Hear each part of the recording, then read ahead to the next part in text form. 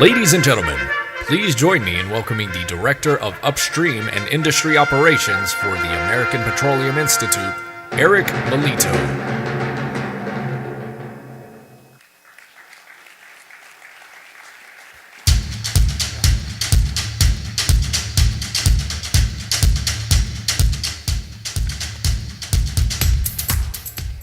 Here I thought I might have gotten away with being able to come to the stage without having the music on, but none of us gets by apparently. Congratulations, Kenny. It's tremendous to be able to share these experiences, and it's a privilege to be able to work with folks like Kenny Jordan who really drive safety to the highest levels. And I'd like to thank David Bates and OSHA, Dr. London and UT Arlington, and Rick Ingram with National Steps, and the steering committee and all the volunteers for putting on a world-class conference. This is an unparalleled conference, and we at API are truly grateful to be part of it.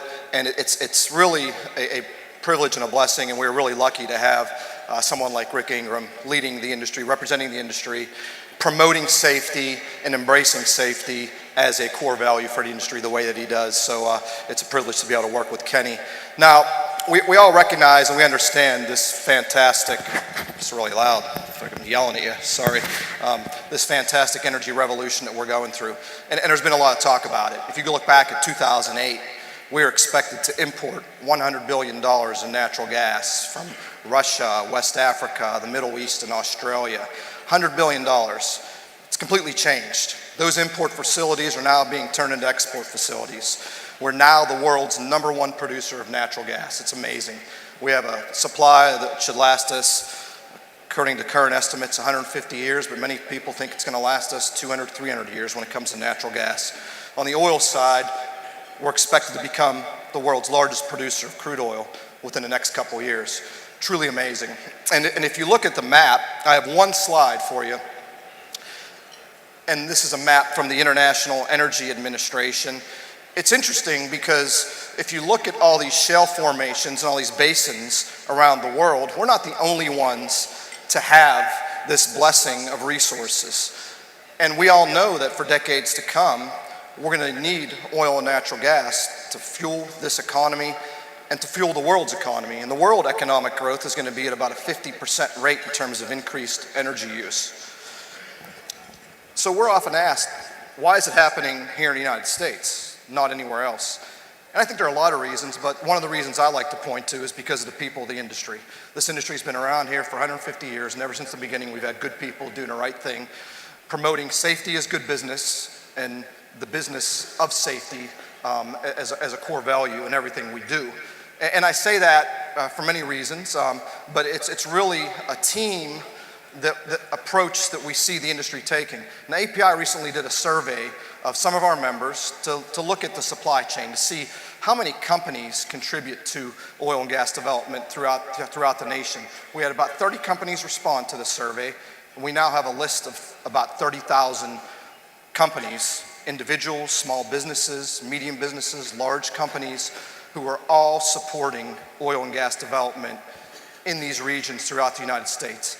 It's unique to the United States, and it's because of the people in this room and the people of the industry. So those 30,000 companies are just a snapshot. There are really hundreds of thousands of companies, and there are millions of people who support oil and gas. And when you look at safety, it's the same approach. When you're looking at the success of operations, you've got the people supplying the boots and the protective gear and the helmets and the hearing protection and the control rooms and the blowout preventers and the safety valves and everything that goes into it. We got the operators, the drilling contractors, service companies, safety consultants. We have everybody focusing and working together as part of that, and it's the same thing with safety.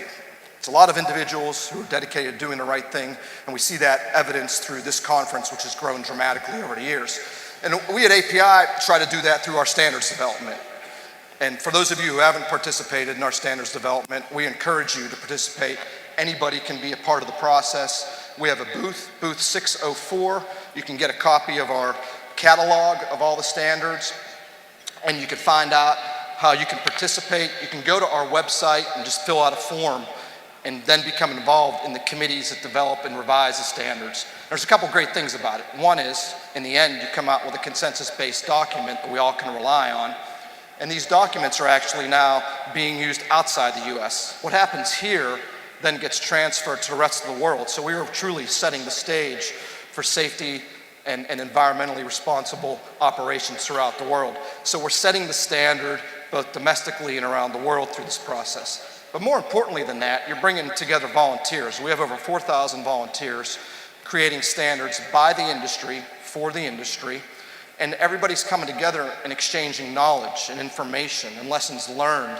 So it's actually helping the individuals in that process to elevate their own expertise and to build the next layer and next level of best practices and specifications and documents are going to help guide the industry. I'm going to point out a couple of highlights. Many of you may not be aware. You guys can take the slide down, thank you. But this year in the summer, we came out with Bulletin 100-3. It's kind of a one-of-a-kind document. It's called Bulletin 100-3, and it's Community Engagement Guidelines. And the idea is to be able to promote safe and environmentally responsible operations by having a dialogue and a transparent level of communications with the communities that we're going into and working with. And the principles in that document are outlined as integrity, safety, and environmental responsibility. And the last one is effective communications.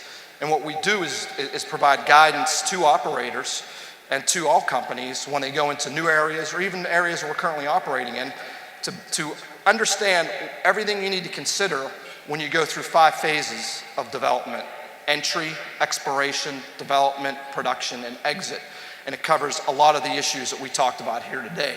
We heard earlier today that protecting the community and the public around us also helps to protect our workers, and it's things like driving and making sure that we're coordinating with local law enforcement, local school districts who understand where the more vulnerable locations are for traffic incidents. It's working together with those stakeholders at the local level, building confidence in the public, and having that dialogue to make sure we're promoting safe and environmentally responsible operations.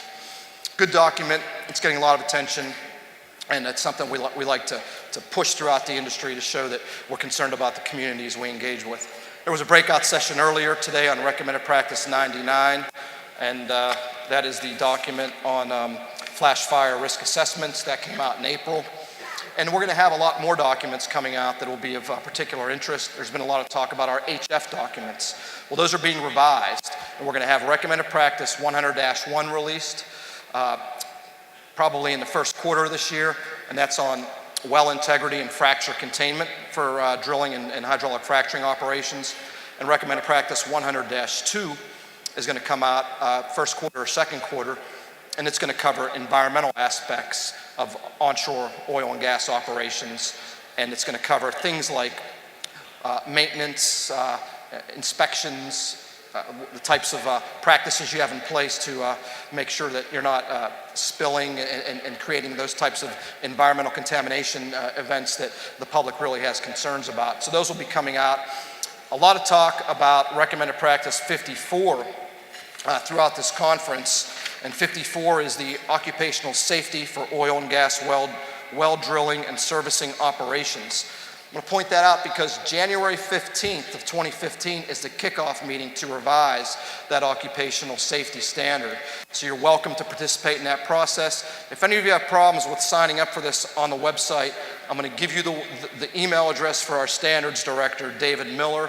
It's easy, miller@api.org. He's got an easy name, so he probably doesn't want to get a lot of emails, but that's the price we pay when we're developing standards. We want to have everybody involved in that process.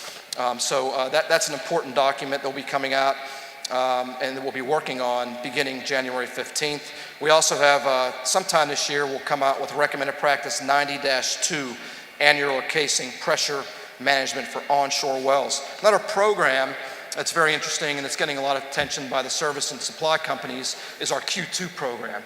It's quality management system requirements for service supply organizations.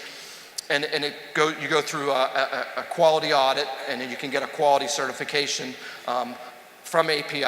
And we've had 8 certifications issued. We have over 60 applicants now.